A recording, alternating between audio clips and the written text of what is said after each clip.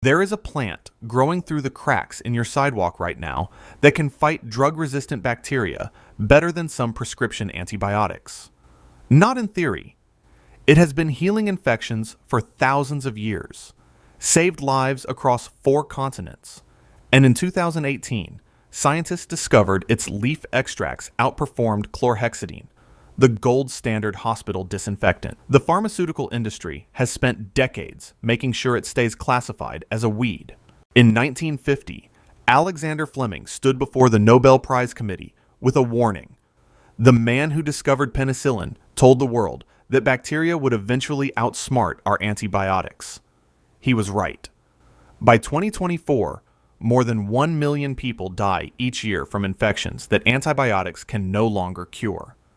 Deaths from methicillin-resistant Staphylococcus aureus, MRSA, have more than doubled since 1990, rising from 57,000 to 130,000 annually. The Lancet projects that by 2050, antibiotic-resistant infections will kill 39 million people. That is more than cancer and heart disease combined in some regions. The solution we desperately need is growing in every continent where humans live. This is Biden's Pelosa, the plant that traditional healers never stopped using, and that Western medicine refuses to prescribe. When Spanish colonizers arrived in the Americas in the 16th century, they documented something remarkable. Indigenous peoples across Mexico, Central America, and South America were treating infections with a plant they had cultivated for generations. They used it for wounds that would not heal, stomach infections, dysentery, and fever. The colonizers called it by various names: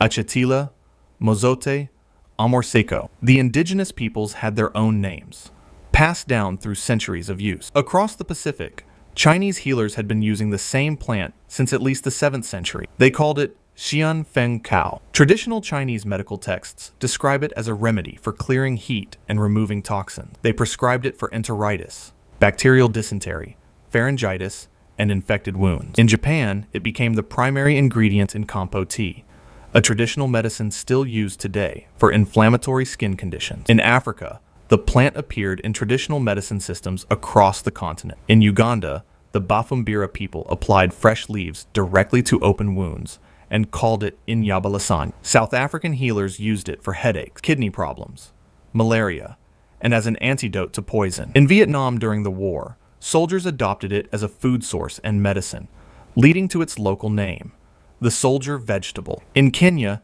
it was called michicha and eaten as a nutritious green, valued for both food and healing. 4 different continents, dozens of distinct cultures, all independently discovered that this plant could fight infection. What did they know that we have forgotten? In 2014, researchers in Brazil decided to test Biden's Pelosa against one of medicine's greatest threats: oxacillin-resistant Staphylococcus aureus. These are the superbugs that spread through hospitals, resistant to multiple antibiotics, killing patients who survive surgery only to die from infections weeks later. The researchers tested extracts from the plant's roots, stems, flowers, and leaves against 60 different strains of resistant bacteria. The results were extraordinary. The leaf extracts inhibited growth of every single strain. The mean inhibition zone from Biden's Pelosa leaves was significantly higher than chlorhexidine, 0.12%, the antiseptic used in hospitals worldwide. This was not a weak effect.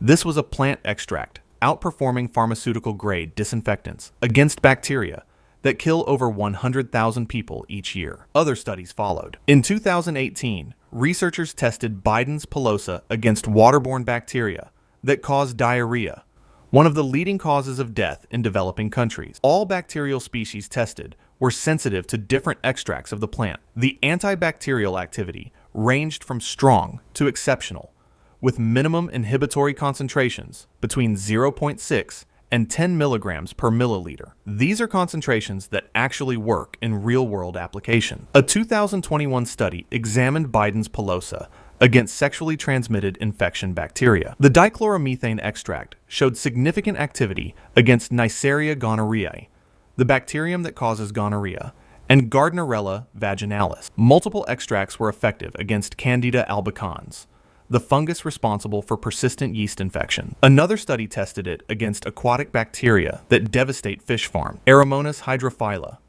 Aeromonas dacensis, Edwardsiella ictaluri, and Streptococcus agalactiae. Biden's pilosa inhibited them all. The plant has demonstrated antibacterial activity against Pseudomonas aeruginosa, Escherichia coli, Staphylococcus aureus, Bacillus subtilis, Enterococcus ficalis, and Klebsiella pneumoniae. These are not obscure pathogens. These are the bacteria that cause urinary tract infection, wound infections, and meningitis. These are the infections that send people to emergency rooms. These are the infections that antibiotics are increasingly failing to cure. So why does this plant work? Scientists have identified more than 201 active compounds in Biden's pilosa: 70 aliphatics, 60 flavonoids, 25 terpenoids, 19 phenylpropanoids, 13 aromatic compounds, and 8 porphyrin. These compounds attack bacteria through multiple mechanisms simultaneously. The flavonoids and phenolic compounds disrupt bacterial cell membranes,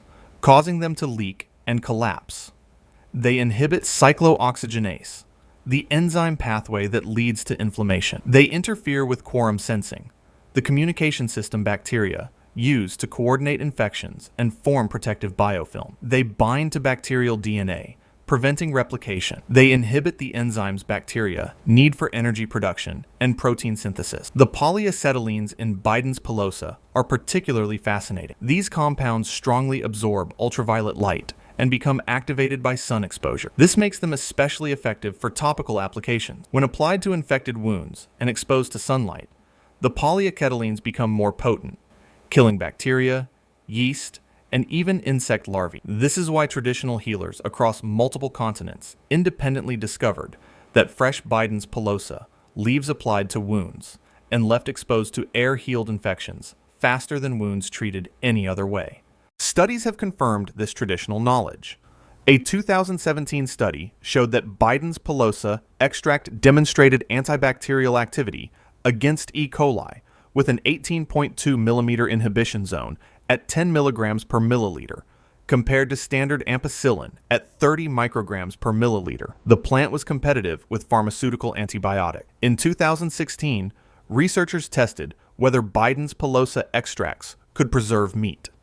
They treated ground beef with the extract and stored it at cold temperatures for 6 days. The plant extract lowered total viable bacteria and lactic acid bacteria counts better than the control and better than BHT, butylated hydroxytoluene, the synthetic preservative commonly used in food. The broad-spectrum antibacterial activity worked with minimum inhibitory concentrations between 0.6 and 10 milligrams per milliliter against foodborne pathogen. The evidence is overwhelming. The plant works. Traditional medicine was right.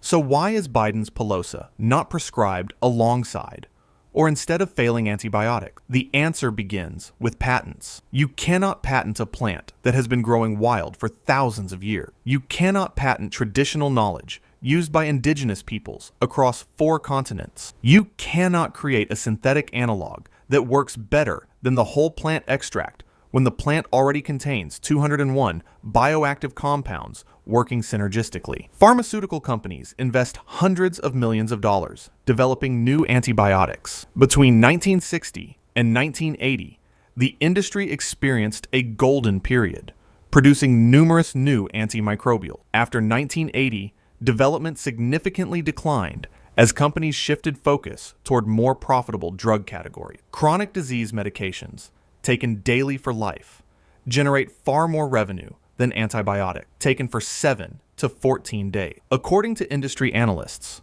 pharmaceutical companies will not invest in drug testing for botanicals because proprietary claims remain unclear. Richard Vandenbroek, industry analyst, stated that most novel antibiotic research is being conducted by biotechnology companies, not major pharmaceutical firms. The financial incentive simply does not exist. Between 1999 and 2014, fewer than half of new antibiotics that entered the market were made available in more than 10 countries, and those countries were predominantly wealthy nations. The World Health Organization's latest review identified only 27 antibiotics in clinical development that address bacterial priority pathogens, and only 6 were classified as innovative.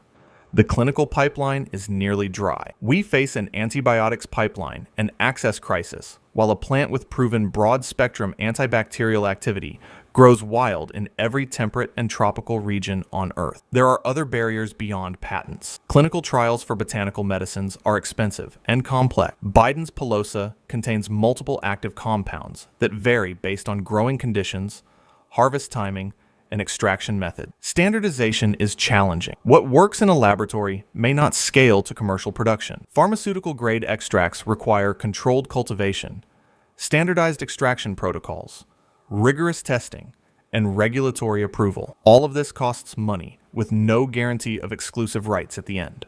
Meanwhile, synthetic antibiotics, even as they fail, maintain market dominance through established regulatory pathways and intellectual property protection. The system is designed for synthetic drugs, not traditional plant medicines. The consequences are devastating. The Global Antibiotic Resistance Surveillance Report from 2025 analyzed more than 23 million bacteriologically confirmed cases of bloodstream infections, urinary tract infections, gastrointestinal infections, and gonorrhea from 110 countries. Resistance levels are rising. Deaths from carbapenem-resistant bacteria increased from 127,000 in 1990 to 216,000 in 2021. Third-generation cephalosporin-resistant enterobacterales now appear on the WHO critical priority pathogen list. These are bacteria resistant to our last-line antibiotic. 80% of the world's countries have extremely limited access to effective first-line antibiotic. Newer antibiotics that target resistant bacteria are even scarcer. More people are dying from lack of access to effective antibiotics than from drug-resistant infections.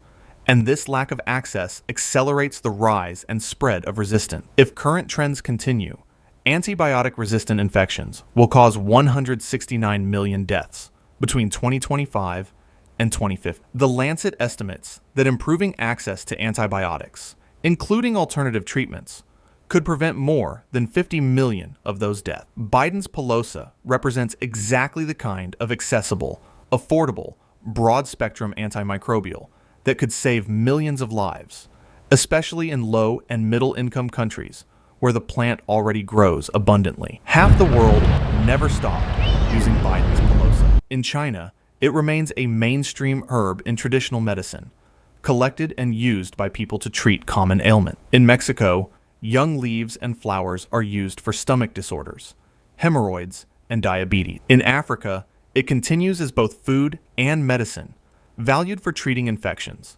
inflammation, wounds, and dozens of other conditions. In India, it treats glandular sclerosis, wounds, colds, flu, hepatitis, and urinary tract infection. Western medicine abandoned plant-derived antimicrobials when penicillin arrived in the 1950s. Of the 25 to 50% of pharmaceuticals currently derived from plants, very few are intended for use as antimicrobials. We relied on bacterial and fungal sources, assuming they would always provide new options. The plant that could help address the antibiotic resistance crisis is classified as one of the world's most common weeds. Agricultural extension offices publish eradication guides. Herbicide companies sell products specifically formulated to kill it in lawns, gardens, and agricultural fields. Homeowners associations prohibit it. The entire infrastructure of modern horticulture treats Biden's Pilosa like an invasive enemy, not because it damages ecosystems, but because it grows everywhere without permission. Biden's Pilosa is an annual herb that grows 30 to 100 centimeters tall. It has bright green leaves with serrated edges and small yellow flowers with white ray floret. The seeds are black,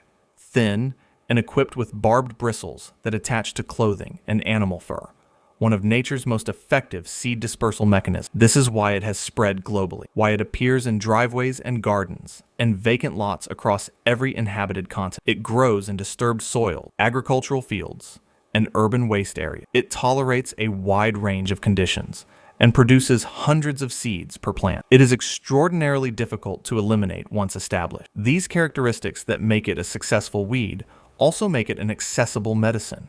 It grows where people live. It requires no special cultivation. It costs nothing. Learn to identify Biden's pilosa. The leaves are pinnately compound with serrated leaflets. The yellow flowers have white outer petals. The black seeds with hooked bristles stick to fabric and fur. When harvesting, choose young leaves and flowering tops from plants growing in clean soil away from roads and chemical treatment. The leaves can be eaten raw in small amounts, though they have a slightly resinous taste. They can be cooked like spinach, added to soups and stews, or dried for tea. Traditional preparation involves making a decoction. Boil 1 to 2 teaspoons of dried aerial parts in water for 10 to 15 minutes. Strain and drink up to twice daily. This is not medical advice. This is acknowledgement that indigenous peoples, traditional healers, and half the world's population have used this plant safely and effectively for thousands of years, while Western medicine has spent 7 decades pretending it does not exist. The pharmaceutical industry does not want you to know that a plant in your driveway demonstrates antibacterial activity against MRSA comparable to hospital-grade disinfectant. The regulatory system does not want you to know that standardizing and approving plant medicines threatens the profit model of synthetic drug development. The medical establishment does not want you to know that traditional knowledge, dismissed as folklore for generations, is being validated by peer-reviewed scientific studies showing exactly what indigenous healers said all along. This plant fights infection. More than 1 million people died from antibiotic-resistant infections each year between 1990 and 2021. That number is projected to increase by nearly 70% by 2050. We are losing the war against bacteria because we abandoned the plants that fought alongside us for 4,000 years. It is called Biden's pilosa. It has been treating infections across every inhabited continent for millennia, and it is growing in your driveway right now.